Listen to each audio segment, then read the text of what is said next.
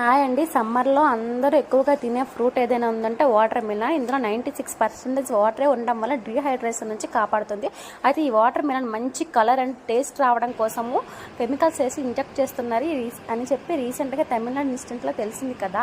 అయితే ఎలా తెలుసుకోవాలి అంటే వాటర్ మిలన్ తెచ్చి కట్ చేసిన తర్వాత ఈ చుట్టూ లైట్ గ్రీన్ ఉంది కదా, అది మాత్రం కలర్లో కనిపిస్తే అది ఖచ్చితంగా ఇంజెక్ట్ చేసిందని తెలుసుకోవచ్చు. ఇంకా టిష్యూ పెట్టి ఇలా టెస్ట్ చేసినట్టయితే దానికి టిష్యూకి కలర్ ఏమైనా అంటింది అంటే అది ఖచ్చితంగా మంచి ఫ్రూట్ కాదని అర్థము.